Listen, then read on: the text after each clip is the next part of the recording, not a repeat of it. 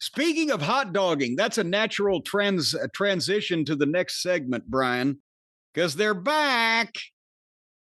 They're back from Rancho Cucamonga at the Daycare Center Bouncy House. The chairman of the board of the Lollipop Guild have returned to wrestle on television. The Hardley Boys are back in action. And they wrestled Kevin Knight and his partner, Hong Kong Phooey. And I got to tell you something, Brian. I can't believe I'm saying this. Kevin Knight. No. Oh. No, well, hold on. He ain't bad. I'm not going to knock him, but I can't believe what else I was going to say was that I'm on the Hardley Boys side. I hope they hospitalize that nerdy little shit Speedball Bailey.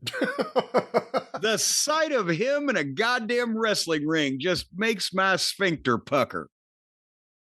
I mean, that grin and that little fucking tiny little microscopic body and that goofy gimmick and those stupid poses. It just makes you want to just fucking slap him over and over. And then throw some water on him to wake him up and sober him up and start slapping him again.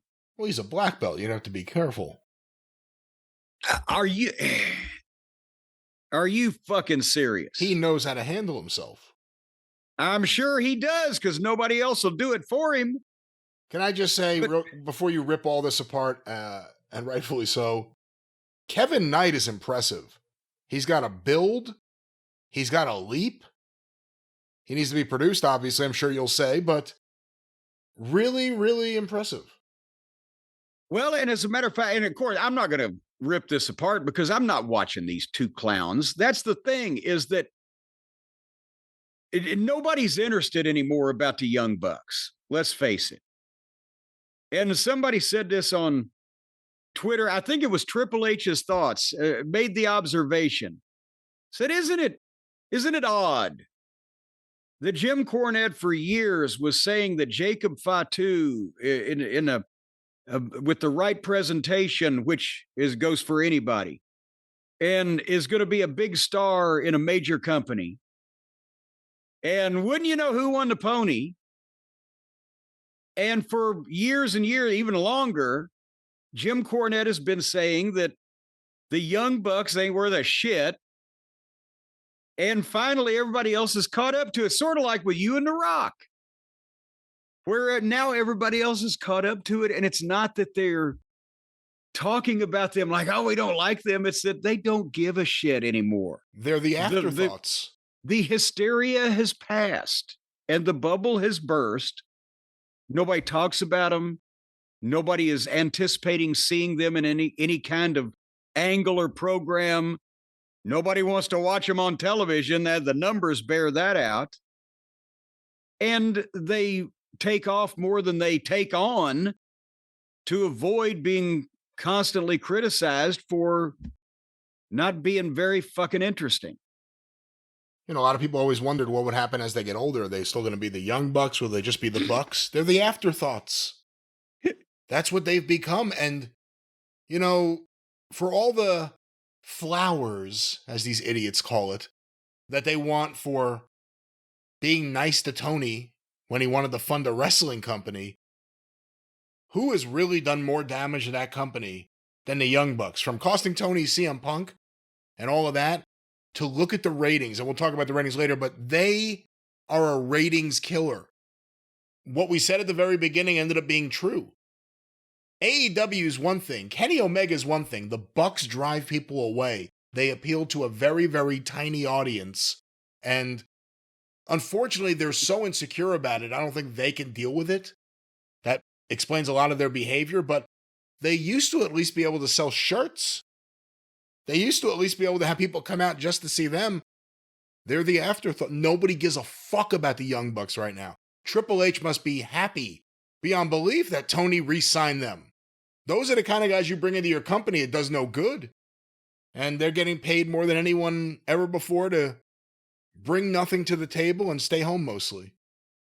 The hottest they ever were was before they got on national television, because The act played in Peoria. It worked on the indies. People couldn't really get sick of them, and the ones that were most interested in them were the ones that the small number of people that like that kind of thing, and for those kind of people. But it doesn't play on a big stage, and they were just not up to it.